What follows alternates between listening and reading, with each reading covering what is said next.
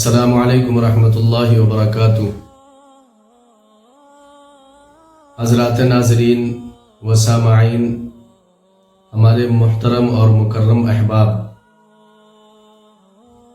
اس دنیا کے اندر بے شمار مخلوقات پیدا کیے گئے ہیں۔ ان تمام مخلوقات میں سب سے افضل اور سب سے اشرف اگر کوئی مخلوق ہے وہ حضرت انسان ہے۔ اسی وجہ سے اللہ رب العزت نے تمام کے تمام مسائل اور اس کی فضیلتیں صرف اور صرف انسان پر نازل فرمائی ہے، اور حضرت انسان کے اوپر یہ لازم کر دیا گیا ہے کہ جو چیز اللہ رب العزت نے فرمایا یا اللہ کے رسول صلی اللہ علیہ وسلم نے ارشاد فرمایا ہے، تمام مخلوقات میں بحیثیت انسان آپ کو اس پر عمل کرنا ہے۔ لہذا عبادات اسی طریقے سے اللہ رب العزت کو خوش کرنے اور اس کی رضامندی حاصل کرنے کے بے شمار طریقے ہیں، ذکر و اذکار ہے، نماز ہے، روزے ہیں، زکوٰۃ ہے، حج ہے، اس طریقے سے اور بھی چیزیں ہیں، تلاوت قرآن کریم ہے۔ یہ تمام چیزیں اللہ رب العزت نے حضرت انسان کے لیے نازل فرمائی ہے، اور ان تمام چیزوں کو کرنے کا سب سے بڑا فائدہ یہ ہوتا ہے کہ اللہ رب العزت اس سے بہت خوش ہوتا ہے، اللہ کی رضا بندوں کو نصیب ہوتی ہے، اور پھر بندہ جہنم سے بچا لیا جاتا ہے اور جنت کے اندر داخل کر دیا جاتا ہے۔ قرآن کریم میں اللہ رب العزت نے ایک جگہ ارشاد فرمایا کہ سب سے بڑی کامیابی وہ کامیابی ہے کہ من زحزح عن النار وادخل الجنت فقد فاز، کہ جہنم سے بچا لیا جائے اور جنت کے اندر داخل کر دیا جائے۔ یہ سب سے بڑی اللہ کی نعمت ہے، اور جتنی بھی نسل انسانیت اس دنیا کے اندر پیدا ہوئی ہیں، خواہ وہ انبیاء سے لے کر کے آج تک کے گنہگار بندوں کے اندر کیوں نہ ہو، ہر بندہ اس لیے پیدا کیا گیا کہ وہ جہنم سے بچے اور جنت کے اندر داخل کر دیا جائے۔ اور اللہ رب العزت نے جنت کے دخول کے لیے آسان طریقے بتائے، آسان راستے بتائے۔ فرق اتنا ہے کہ ہم اس پر عمل کریں اور پھر جنت کے اندر داخل ہو جائیں، اللہ کی رضا ہمیں حاصل ہو جائے، اللہ کی خوشنودی حاصل ہو جائے، اسی طریقے سے ہمارے نبی صلی اللہ علیہ وسلم کی ذات ہم سے خوش ہو جائے۔ بس نسل انسانیت کو پیدا کرنے کا اہم اور واحد مقصد یہی ہے۔ اس لیے ہم تو درخواست کریں گے تمام احباب اور تمام ناظرین سے کہ اللہ کی طرف دوڑیے، اللہ کی عبادت کو جائیے، نماز کو پڑھیے اور اس پر خوب عمل کیجیے۔ لیکن بہرحال اس وقت کا جو میرا موضوع ہے وہ یہ ہے کہ جب ہم نماز کے فرائض ادا کریں گے، مثال کے طور پر ہم نماز فرض پڑھیں گے، اس نماز فرض کے بعد ایک فضیلت آتی ہے آیت کریمہ، جو آیت الکرسی کے نام سے جانی جاتی ہے۔ اس آیت الکرسی کی اس کی بڑی فضیلت ہے، صرف نماز میں نہیں، عام طریقے سے بھی۔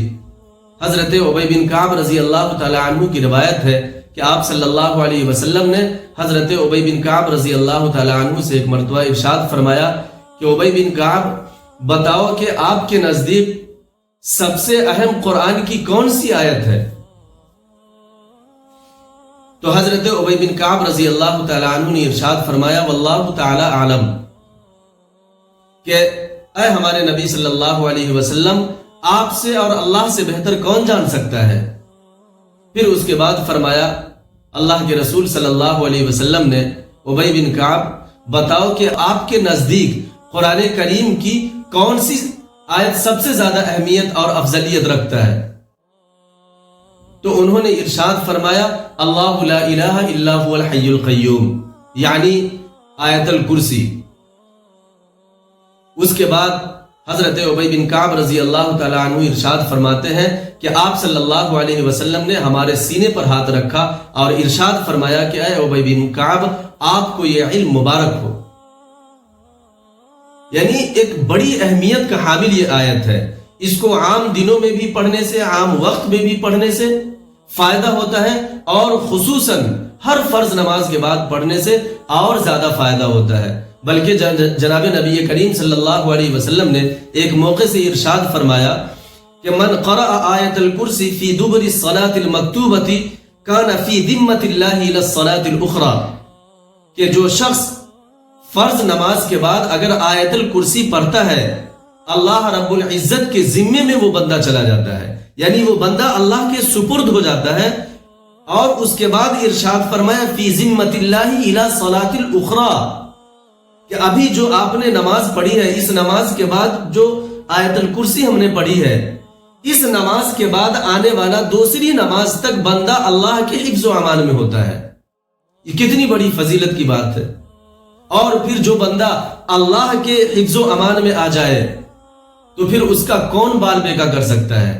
اور یہ فضیلت، یہ اہمیت صرف تھوڑی سی چیز پر ہے کہ آپ فرض نماز پڑھیے اور اس کے بعد ان آیت کو پڑھ لیجئے، آیت الکرسی کو. یہ فضیلت آپ کو حاصل ہو جائے گی.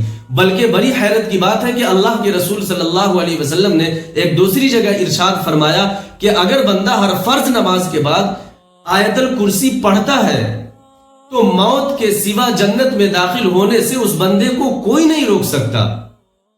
اللہ کے رسول صلی اللہ علیہ وسلم نے ارشاد فرمایا من قرأ آیت الکرسی فی دبر کل صلاۃ مکتوبۃ لم یمنعہ من دخول الجنۃ الی الموت. اللہ کے حبیب نے ارشاد فرمایا کہ جو بندہ ہر فرض نماز کے بعد اگر آیت الکرسی پڑھتا ہے اس بندے کو موت کے سوا جنت میں داخل ہونے سے کوئی نہیں روک سکتا.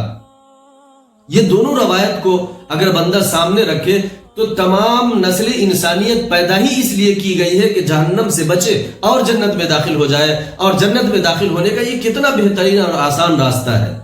لہٰذا ہمیں چاہیے کہ ہر فرض نماز کے بعد اس فضیلت سے بہرہ ہوں اور اس کو اپنے دل کے اندر اتارے اور ہر فرض نماز کے بعد پڑھنے کی کوشش کرے. یہ بڑی اہمیت کا حامل ہے. اس کے بعد سب سے بڑی فضیلت کہ کان فی ذمۃ اللہ الی الصلاۃ الاخری، کہ بندہ اللہ کے سپرد ہو جاتا ہے، اس کے ذمے میں ہو جاتا ہے. یہ کتنی بڑی فضیلت ہے. قرآن کریم میں اللہ رب العزت نے ایک جگہ ارشاد فرمایا کہ اگر کسی شخص کی اللہ رب العزت نصرت اور مدد کرنے پر اتر جائے تو اس بندے کے اوپر دوسرا کوئی شخص غالب نہیں ہو سکتا. اور اسی طریقے سے اگر اللہ رب العزت کسی کو ذلیل کرنے پر اتر جائے تو اس بندے کو پھر عزت دینے والا کوئی نہیں ہوگا. من یہن اللہ فما لہ من مکرم، کہ اللہ جس کو ذلیل کر دے اس کو عزت کون دے سکتا ہے. لیکن اگر اللہ عزت دینے پر آ جائے، اپنے حفظ و امان میں لینے پر آ جائے، اپنی مدد اور اپنی نصرت بندوں پر نازل فرما دے تو پھر اللہ کا ہاتھ بھی کوئی پکڑ نہیں سکتا. لہٰذا میں اپنے تمام دوست سے، احباب سے سب سے پہلی درخواست ادب کے ساتھ، عزت کے ساتھ یہ کروں گا کہ یہ فضیلت آپ کو نماز کے بعد اس کو پڑھنے کی حاصل ہوگی. اور نماز پڑھنے کے بعد حاصل کا مطلب یہ ہے کہ آپ کو پہلے اس کے لیے نماز پڑھنا پڑے گا.